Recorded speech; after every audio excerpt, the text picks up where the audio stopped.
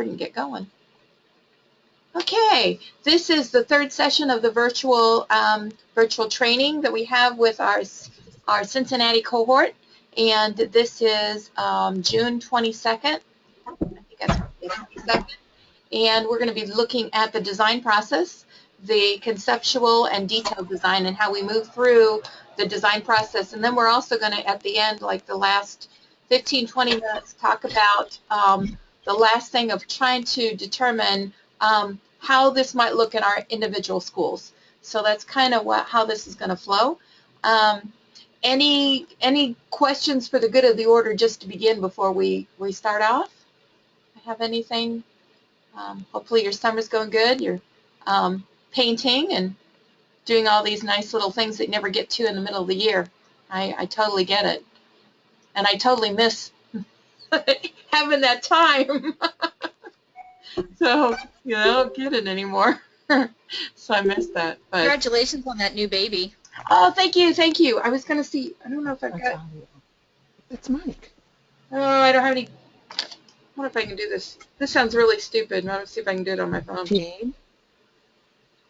Yes, we have a new grandbaby, granddaughter. Oops. I bet you I'm not going to be able to do this right. Let me see if I can. My Yes, I can still hear. Okie dokie. Considering I was over there first. If I can, you can.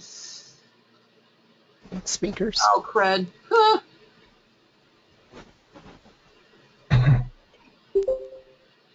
Computer audio. There's. Oh, wow. That's her new grandbaby. Oh, Eleanor Ruth. Eleanor Ruth. Oh, my gosh. She's beautiful. And Ruth was my mom's name. So I was talking. Really excited. Can you hear me? Yes, I can. Is that Veronica? Monica. I'm sorry. That's good. Can anyone else hear me? I think so. Everybody's. Thanks, Tisha. Thank you, Brett Allen. See, you can't see him, but he's our IT guru. He did it for me. Yay! Thank you. Yay! Thank you, Dr. Allen. Woo! Good job. All right, well, we're going to get started here. Thank you again for your prayers, thoughts, everything, because, oh, my goodness, I really appreciate it. I do. Last week, we'd gone through the specifications, and we looked at how you pull all that together so that you have an idea about a project and what is the possibilities that could happen with this project. What we do through the conceptual design is start looking. We don't want the kids to hone in on one idea. I mean, one idea maybe, but not one design yet. We want to make sure that they're looking at all kinds of ideas and possibly taking individual parts from each idea to pull together so that they come up with a real working prototype. So that's kind of what they're doing in that conceptual design phase. So the point is this, and you can see this, I think, first thing is to brainstorm. There's an acronym that is called SCAMPER, which is used to help the kids to develop this idea. And I want to, if I can, I'm going to continue to talk and see if I can pull this up while I'm talking. And what SCAMPER is, but I made cards so that the kids could have SCAMPER cards so that they could use these in different ways. So I'm going to see if I can pull those up so that you would see them. So it's just another resource that your kids will have to hopefully be able to pull all this information together. So again, I'm kind of moving through the website kind of quickly. And Jean, quick question. This is David. Hi, David. On my screen, should I still be seeing that first slide that just says conceptual design with an epic scrap, or is there something else? Yes, nope, you should be seeing that. I'm trying to find those SCAMPER cards and trying not to, look through it. I guess I could be looking through it on the website while I'm. Doesn't matter. I just wanted to make sure I wasn't lost. Nope, you're right on. I'm not. I may have to make sure that I put those up. I thought I had them up here.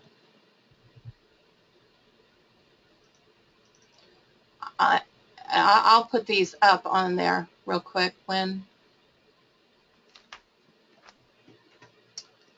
what I'll do is I will pull them up this way so that you can see them, and I'll put them up by the time within a half hour of the time that I leave you, I will have those up for you. But these Scamper cards are a way for kids to have something in their hot little hands so they can continue to remember it, what Scamper is. So, want to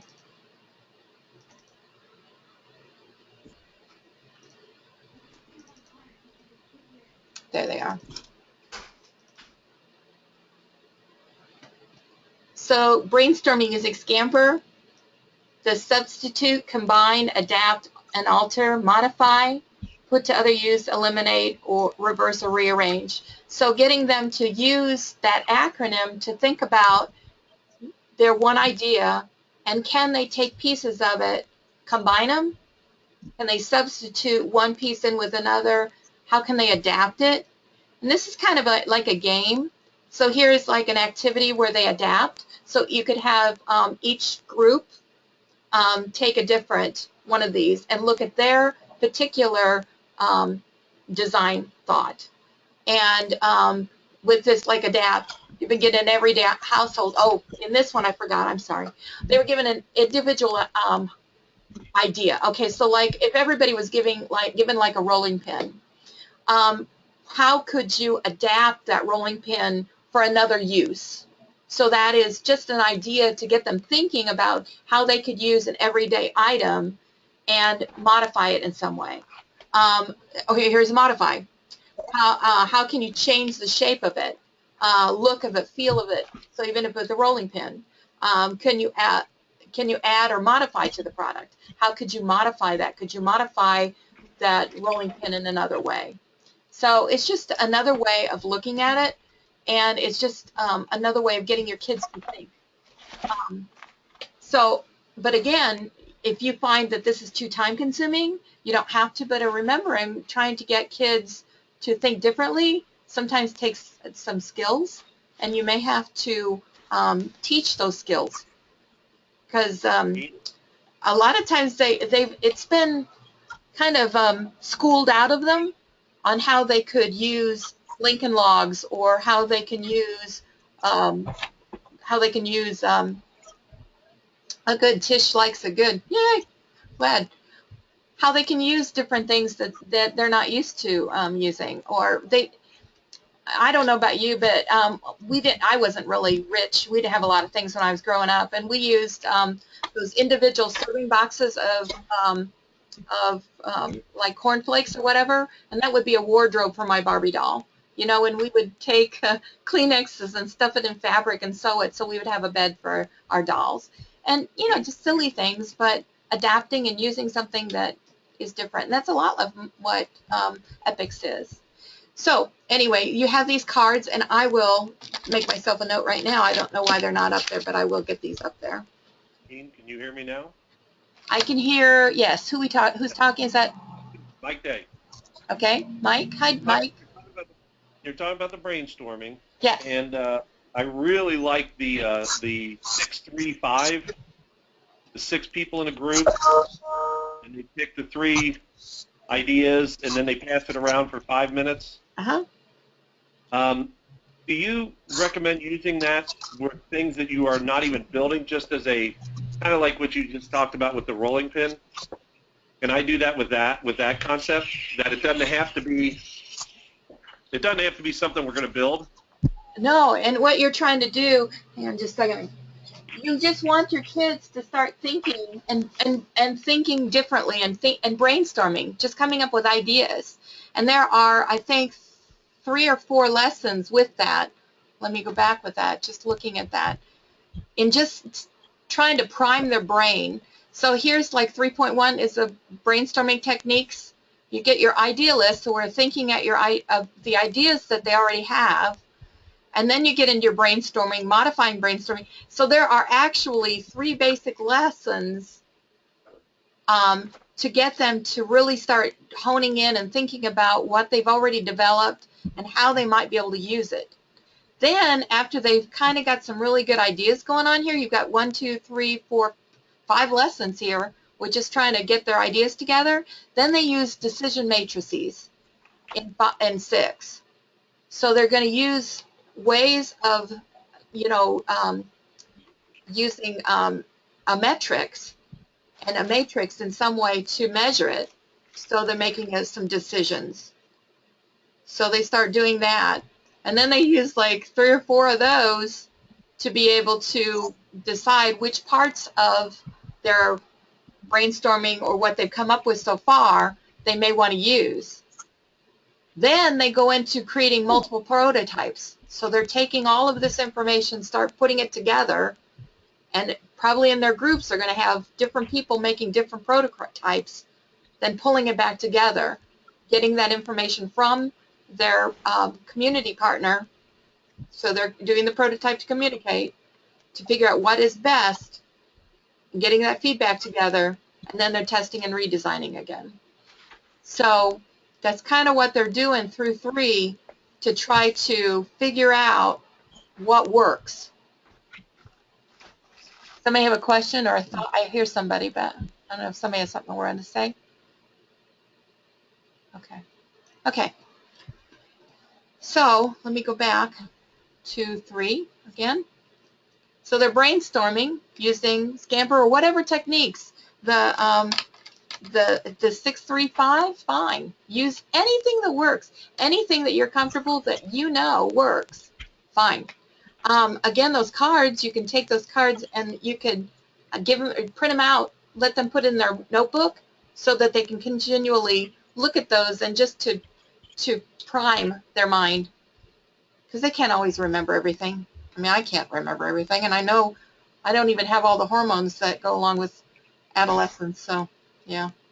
So so that's what they're doing, is they're testing and redesigning and updating, trying to get their information together and still continuing to update their budget. So kind of looking at what this thing might cost. Okay. Each time they're continuing to go back to their persona and scenarios, because they're continuing to gather more information, because they should have been talking to them, and they're talking to them all the way through this, getting more and more information.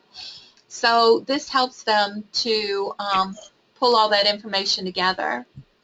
So again, they don't have to use these sheets that are at in that lesson. I can't remember which one they are, that it goes back and looks at that. But they will look at that again and make sure that they're accurate, because they may be finding out things as they're going along with more of the information. And they can always update this. It doesn't have to be pretty. It just has to be what they're finding out. And then they're getting into their brainstorming, and they're explaining their original prototype, adding the information from prior art. So they're looking at what they found on the market and what are those pieces. I think we looked at the prior art document last week. So they can continue, and this may be an ongoing process that they're continuing to look at prior art. They may not get it in one time, and everybody might be, doing this activity little pieces at a time, and then sketching out their new ideas, and then feedback, what they're getting from it. Their idea list is just a way for them to figure out. I'm going to take this and I'm going to make it bigger. Well, let's see if I can. I know what I did. Let me see if I can do that right. Maybe. Really messed this up. Remind me not to save this. Let me bring it forward. Maybe. I thought that was going to be a great idea. It still might be fine. Okay, so you've got your idea list that's going on, the name of the idea, the key aspects, the ergonomic aspects, best features, and why. So they're going through idea list, but also probably going back to their prior art. So kind of looking through those pieces. And then the functional decomposition. This is where they're taking all of those specifications. So like if you look at a backpack, if you look at a backpack, what are the different parts of the backpack? And so they're going to take, like if one part of the backpack is to, say, hold a phone, that's a specification. It's what it does.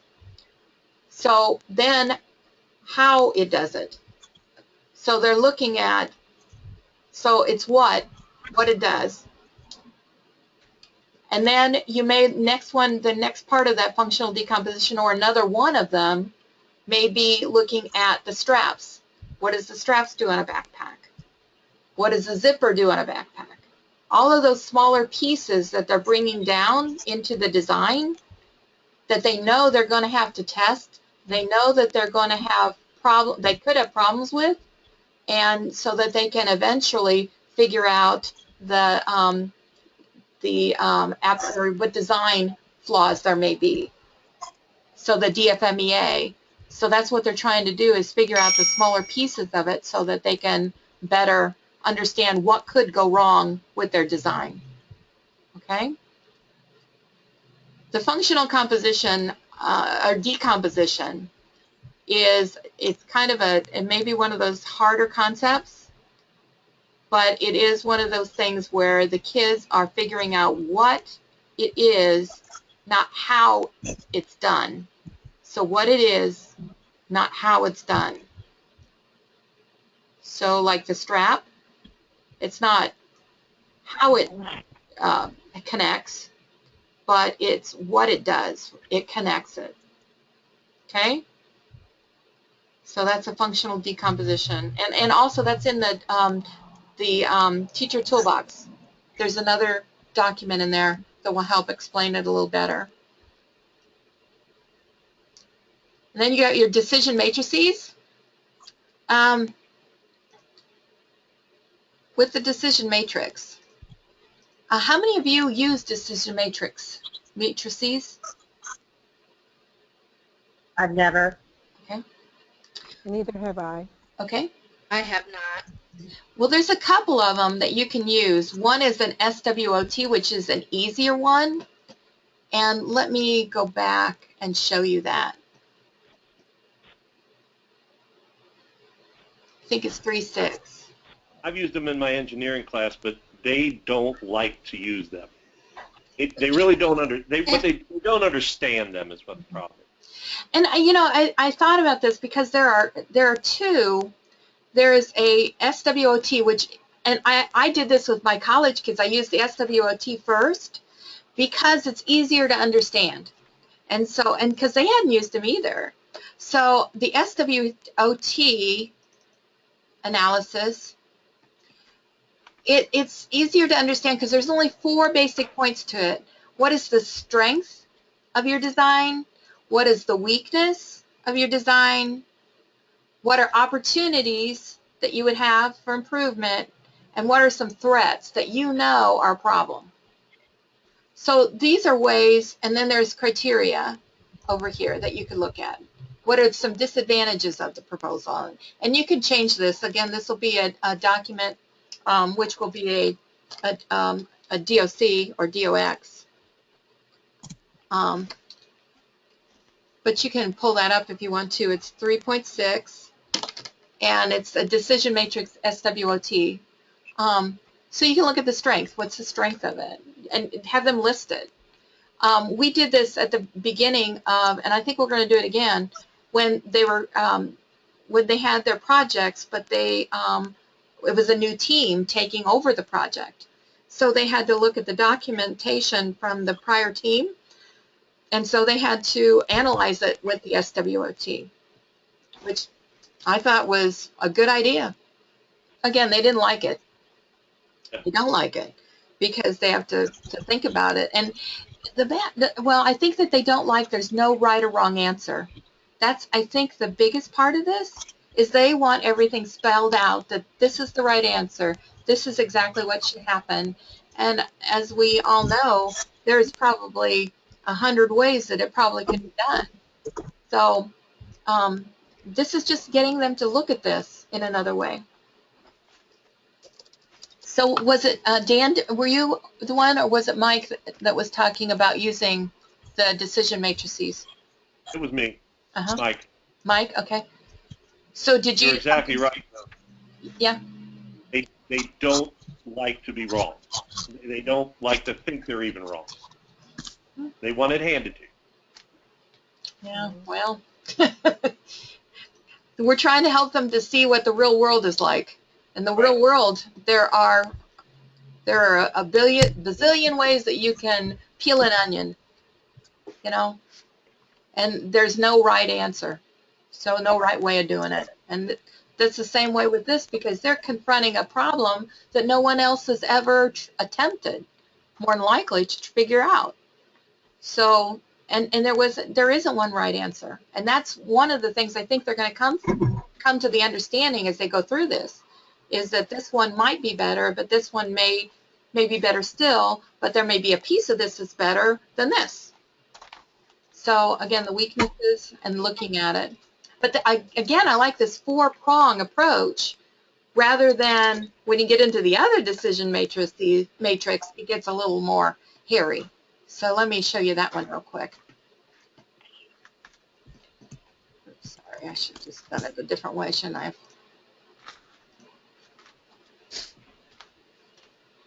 Oh, crud, it didn't come.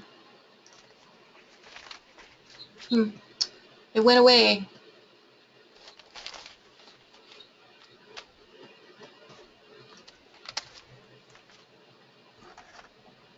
So if anybody wants to jump in here and be my guest.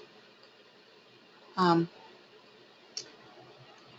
we see that even in middle school. Nobody wants to, they're so inculcated into the right answer, the worksheet, finishing fast. And that's what that one, with the very end of the video was talking about, that the students who were, who they did the research on were more concerned with their teacher and their grades and their relationship with the TA. And because we've programmed the kids to be like that, but we still want them to be critical thinkers. Yeah. So something's got to give.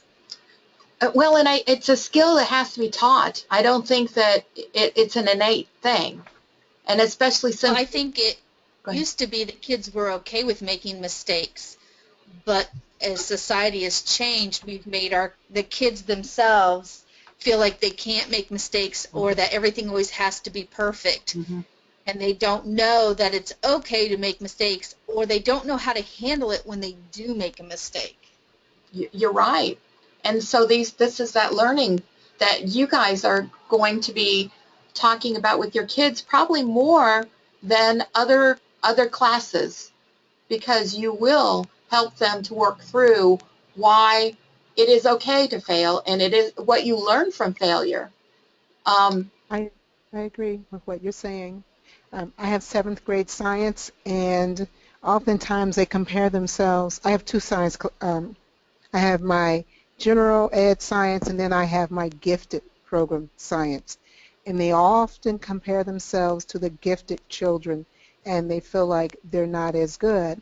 But I share with them that's the joy of science. We're allowed to make mistakes. We're allowed to have failures, because we get to clean up and start all over again. And it takes a while to help them to feel comfortable with themselves to do that, because middle school is a very ugly creature when it comes to being right and mistakes and not making mistakes. Yes. Oh, yeah. Oh, yeah. But also, I think that maybe a general science student may be more willing to take chances than a gifted Yes. student. Yes. Yes, they are. Yeah. Yes, they are. Well, because they're used to always being right. They've always been right. Or if they've been in the gifted and talented program for a long time, they're very used to being right. And it's very uncomfortable for them not to be right.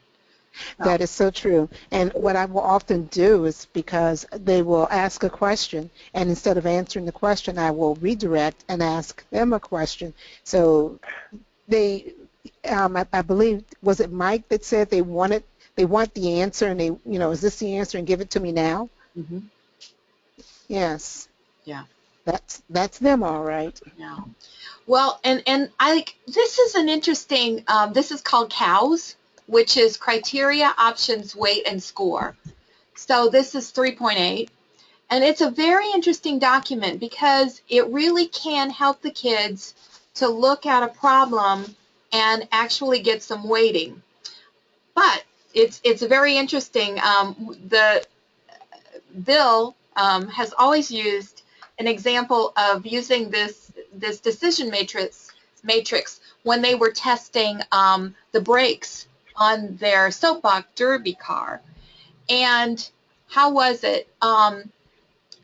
If how the ranking and the rating of the scores, it may come out that this ranking may be high.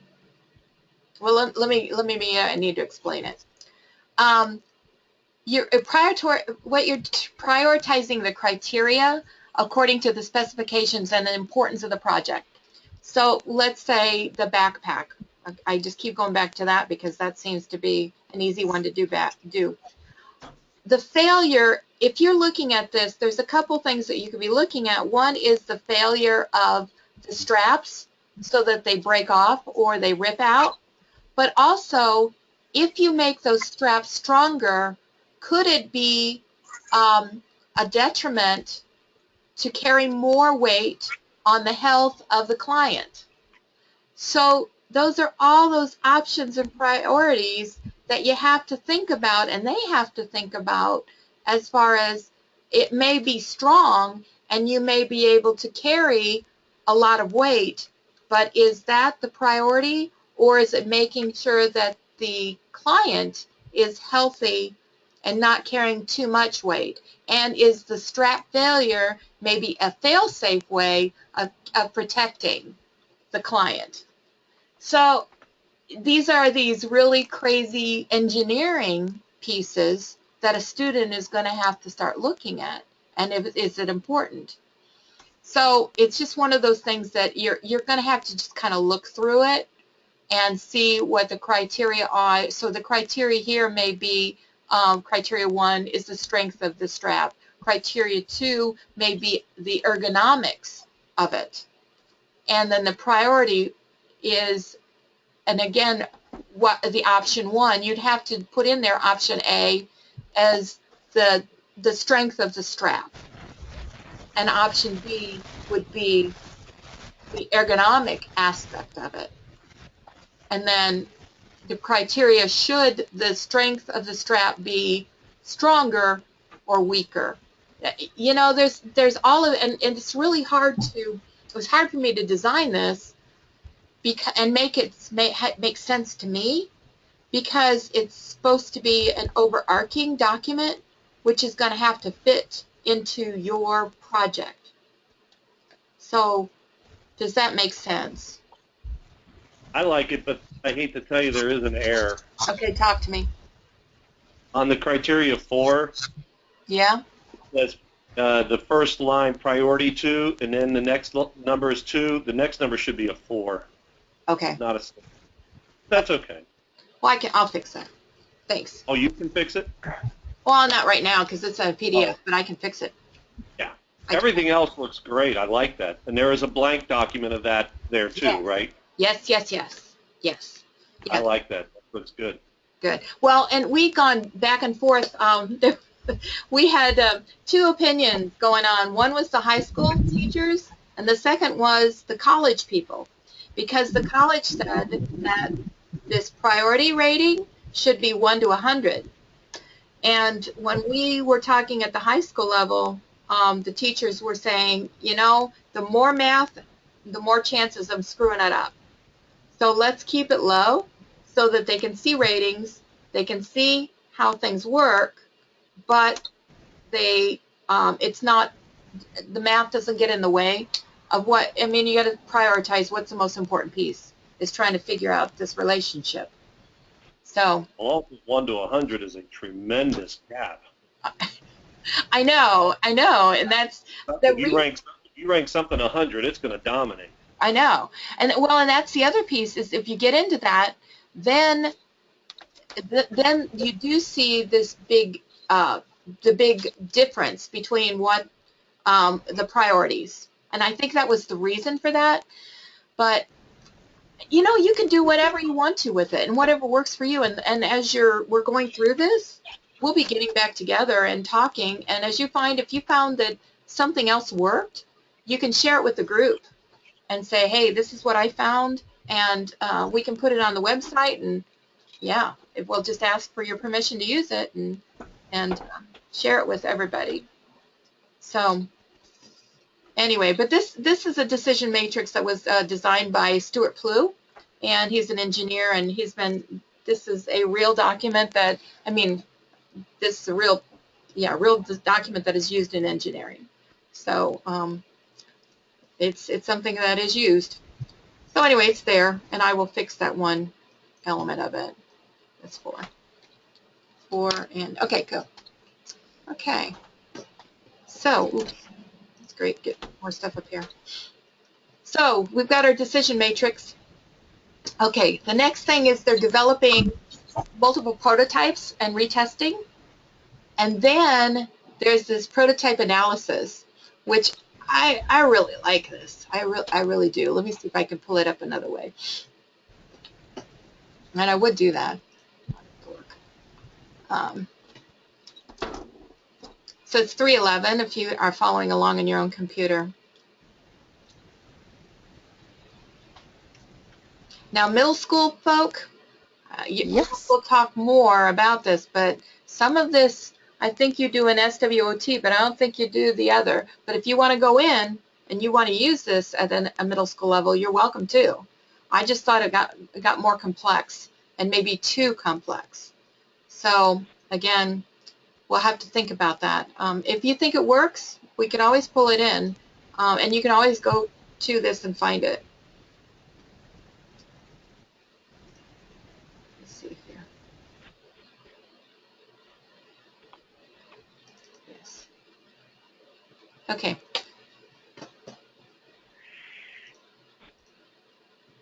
So when they get the prototype and the multiple prototypes, they take it and they get feedback.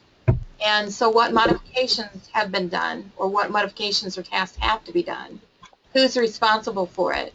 When is this process going to begin? When is it going to end? And is there additional experts? Because as you're getting into, they're trying to figure out, this is still the conceptual design, but they're going to need probably some people to help them.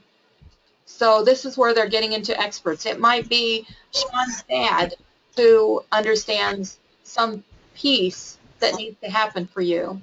So this is who will be helping to organize this. The challenges or what barriers do they anticipate? So really start thinking about what are some problems that they're going to have to get this done. So it really is this, it's a thinking document for them to help think about it. So this is a part of this, okay? So.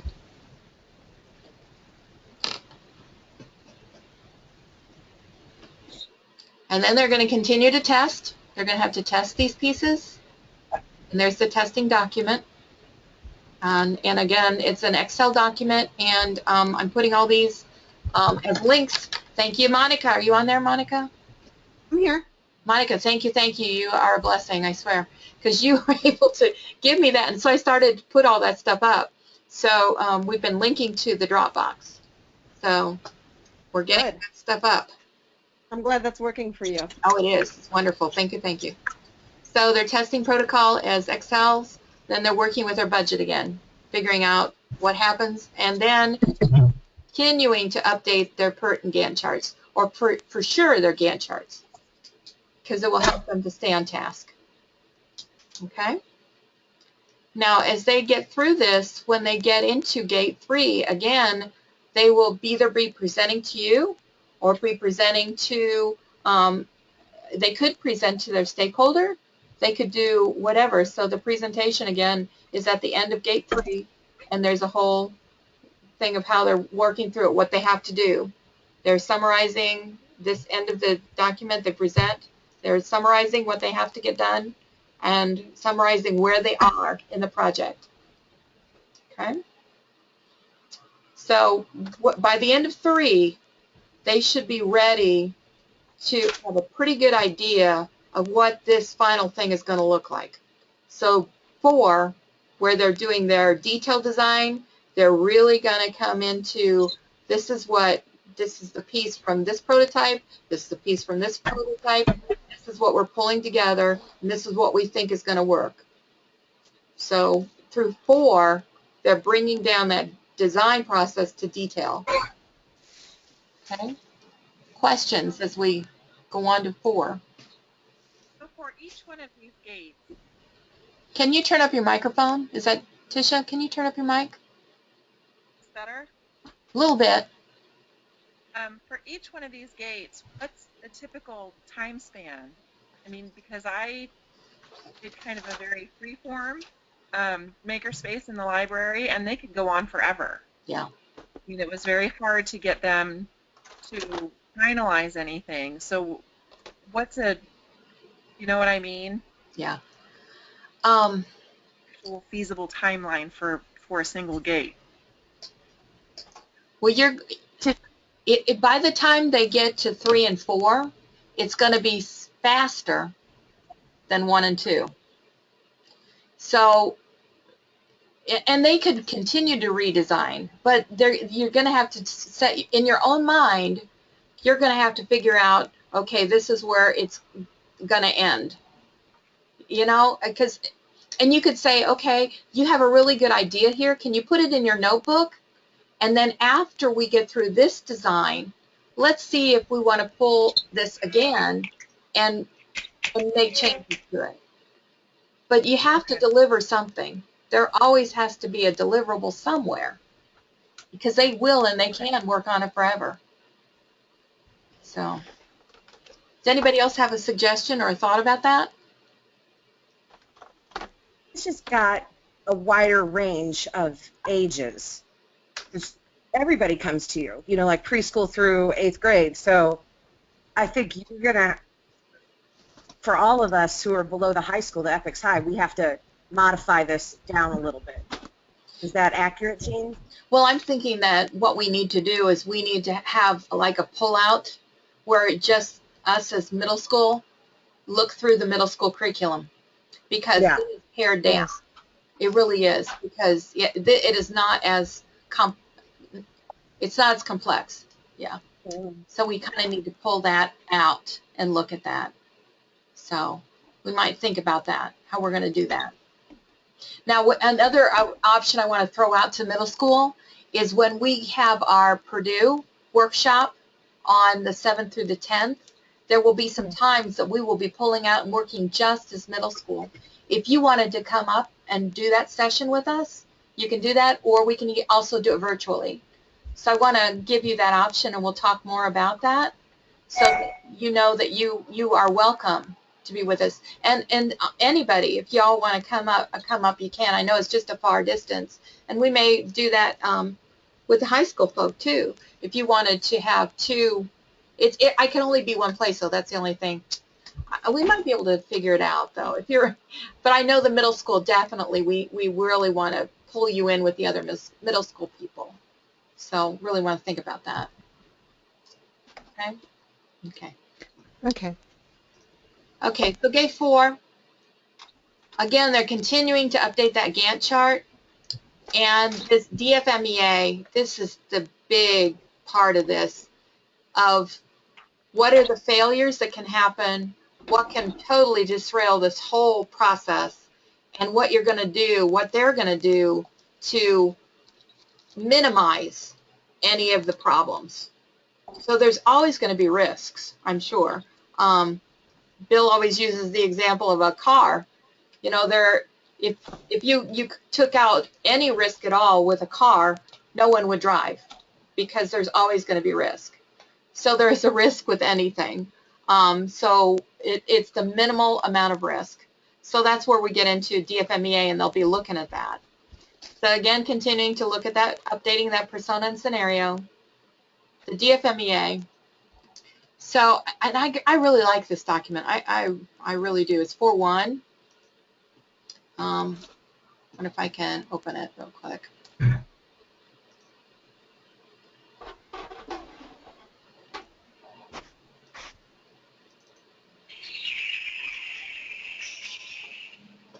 So then they have the potential failure.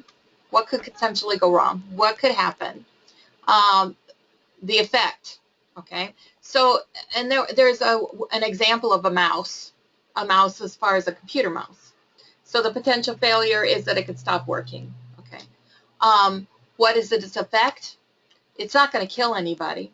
It's going to make it so you can't use it, but it's not going to electrocute anybody. It's not going to blow up.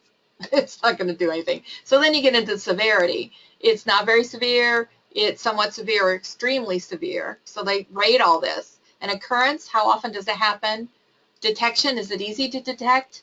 Again, the mouse, you know, it's pretty easy to figure out, well, it's not, is it plugged in? Is it not plugged in? What's going on with greater difficulty?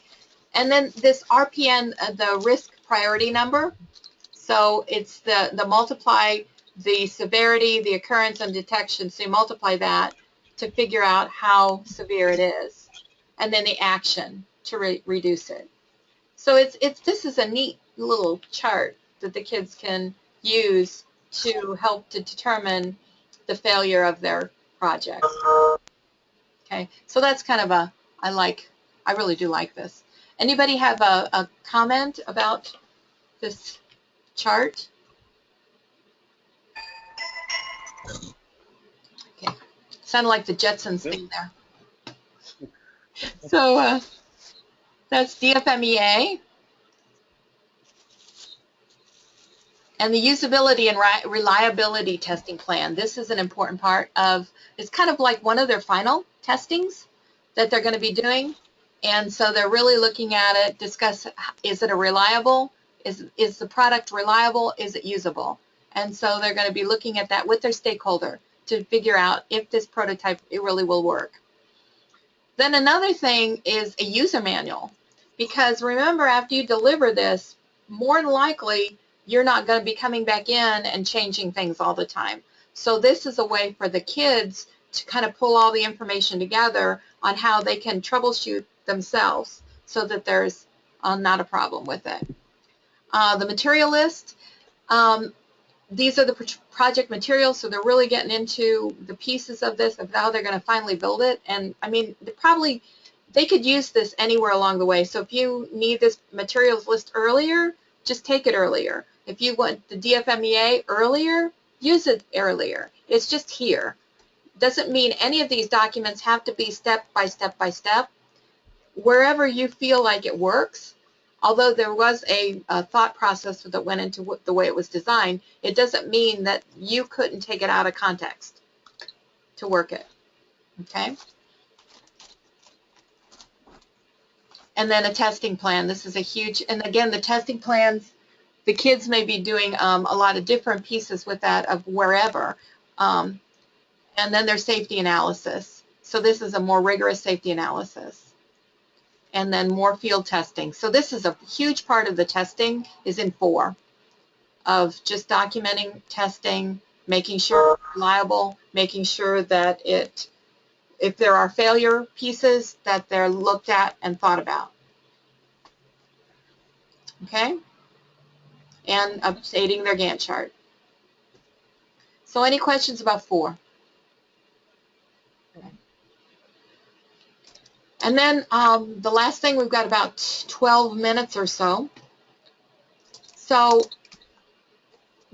what we're going to look at next week is delivery, which is, it's kind of, by the time you get to delivery, you're ready to kind of give it out there, and you're ready to make sure that you should know whether it's going to fit their needs or not, because you've had all these conversations all the way along.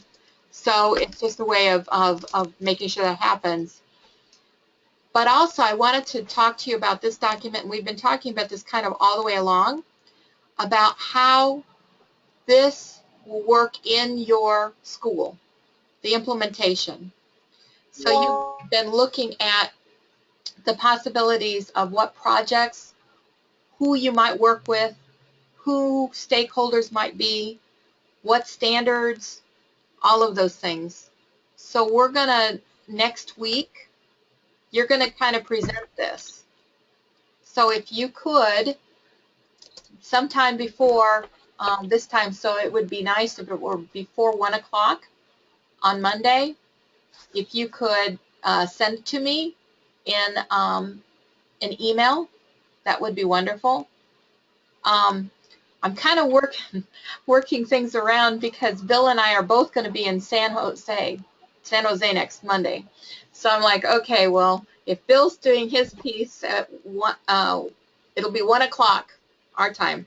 So he does that at 1 o'clock, then I can be with you guys, and we'll do this virtually from San Jose. So that's what I'm thinking. Any questions about this document, this planning document? Are any of you having, I mean, I know you've looked at it. Oh, you used to need, Holly used to teach near there. Cool. Very good. Where'd you teach? Milpitas, Okay. just to the east. You have to send it to me. Send it to me in an email. Okay. That'd be great. So, but any interesting, like cultural phenomena, one of the things that I would do if I were doing this in my community, is we have a Somali population that has been, they're refugees, and they live in apartments close to where I live in my schools. And so I think that's a cultural thing that I would definitely put into my looking at this for me. But also, you may look at, if I were also looking at one of my schools, I also know that in the schools there is a classroom that is a special needs classroom, a SIP classroom, and I would definitely put that in there. And then you could also have, then if this is something that you want to work with, you could have your kids identify that and say, okay, have you thought about maybe we could work with Mrs. Jones, who has students, the special needs students. Can you think of what might be some needs that those students would have, and start getting them to think that way? So it's just something to get your mind thinking about how to help them get their minds going. Okay? But also to start identifying possible project partners, and even some experts. Because again, my community, I keep going back to that, but in my community, within 10 minutes of the schools where I taught, Eli Lilly is there, and they have an outreach program. So I think that I would, I know Guy Hansen, who is the head of that, so I would, if I didn't know that, I would be looking to try to figure out, okay, are there people that might be able to help me? So just thinking about all those pieces. Okay. Any questions about all of this? Come on, I talk all this time. You can, you're all there. I see you. For the duration, which you have right here, it says, Tisha asked this earlier, what is the time frame for the proposal project? How will we know? I mean, should we just put 4 weeks? Is just a rough estimate? Well, I mean, in 5 years, if I keep doing this, in 5 years, I think I'll have a better idea. True. But my first try. More than likely, you're talking semesters. I can't imagine you being able to get through the engineering design process in 4 weeks. Well, I have an engineering class, so I have an advantage. Right. That's right. So I don't have to do it after school. I have an actual class, so I know mine. 50-minute class? Yes. Are they going to work outside of the classroom? We haven't yet, but we could. It's the last period of the day so I can sign them out. It might. You know your kids, and you know what you've been able to get done in the time frame that you've had before. Right. I'm picturing 4 weeks. Here's another thing, though. I'm just thinking about this. If you do a good analysis of your community ahead of time, I mean, like the first group, it may take longer, and they may through that first month, 4 weeks, only get a good understanding of their community. That might be, I don't know, I'm just thinking that if you did that and you had that as a document, then other groups could come in and work from there. Do you know what I mean? That documentation that was ahead of time that they would do. But I know that would be really, they would not like that. That would be their only thing. So I don't know. And like I said, and you're right. I was thinking about our teams, and most people go through a semester, but if you can do it, go for it. Where We'll is be this following page you. found? Do what? Where's the page found that you're on right now on the This is in website? Virtual session 1. Oh, okay. It's not on the website itself? Yeah, it's in virtual session 1. It's not on, no, it is down though. It's not in it isn't in your curriculum. Oh, okay. Now this is like the kids do with the project charter. This is very similar to their project charter.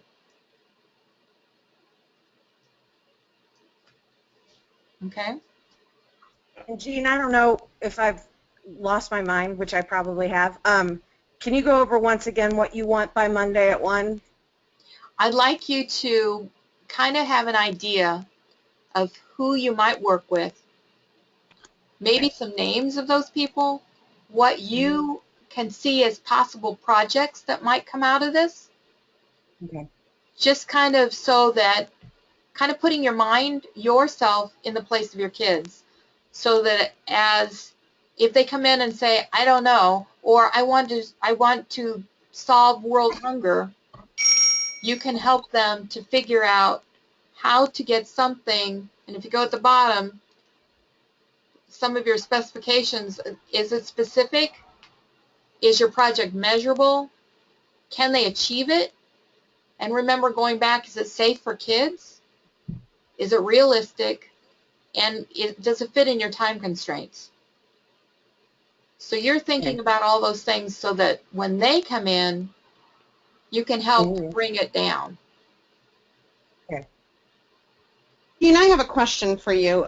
I have some ideas of organizations that I might want to contact, asking what their needs are, but I don't plan on implementing this till second semester of next year, so I suspect that their needs are going to change between now and then, possibly. So I was planning on kind of waiting to contact them till closer to when I plan on implementing the project. So what would you want me to give you by next Monday? If this is more for you than it is for me. It is more so that you have a document that kind of gets you started. So it's a talking point for us. So if you aren't going to do anything until next semester, that's fine. That's not a problem. But you've got it written down that this is a person I want to talk to. This is what I think might happen. So it's just a talking point so that you would have, I'm like your sounding board, so that I can maybe help you get ideas. And as we come back together, and we can have these meetings every so often and kind of pull back together to see how things are going. And the other piece about this is if we find that there are similar projects, so like let's say you're doing a garden or a community garden. We have a group in Arizona that's doing the same thing, and we could have a virtual session where you talk together and sharing the way that they do things and the way that this has worked for them, and kind of so that we can kind of, that helps me to understand, oh yeah, well I can put Tish together with this person over here, or I can put Holly with this person over here, and talk with you to see if you'd like to have these conversations. So it kind of helps to pull everything together a little bit to help you, have as much resources as possible. Okay. Any other questions? I did want to comment. When I was watching the video, they showed a stove top and they showed the burners and where the knobs were, and they said which one made more sense. Well, my knobs make no sense. My wife always turns on the wrong burner because there's no logic to the knobs, and it really is frustrating. And this is the video that you see on the webpage? Yeah, the one we watched. It was just so interesting because they did that, and I thought, that is my stove. I mean, the knobs don't make sense. You just got to turn them on and see what happens.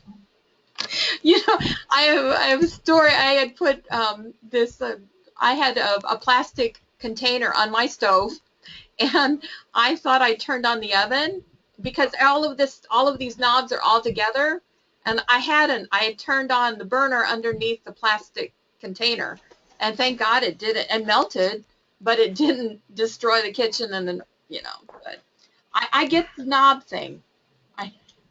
Well, there you go. There you can save us all our sanity by figuring out the knobs. Well, thank you guys. We have a minute left if anybody has any other comments, but you guys are doing great. Just keep asking questions, ask each other. If there's anything you're not getting, and if there's something that's bizarro in the resources, email me and say, hey, Jean, you really screwed up, and I can fix it. I can get it done. But all those eyes looking at this stuff helps me. Okay. Well, this is David. I just want to thank you for letting me lurk in this meeting. I'm not implementing this stuff myself, and I missed the first 2 sessions, so I'm a little bit overwhelmed. But I'm getting at least a taste of what this is all about, which is great. Well, thank you, David, for being an advocate and being with us. We really appreciate it. Oh, I'm glad to. It's an exciting program. Well, I can't wait to see what these guys get done. They're a magnificent bunch of people.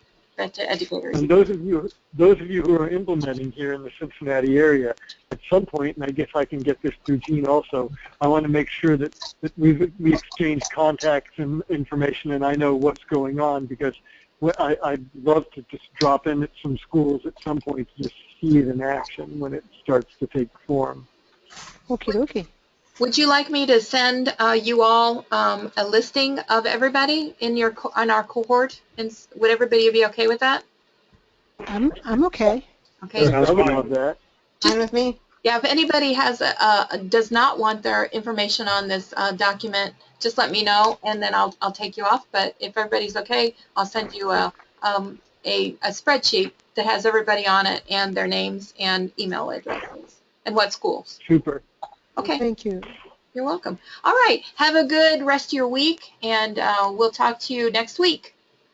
Thanks. Okay. All right. Thank you. Thanks a lot. Thank you. And congrats again. Yay. Thank you.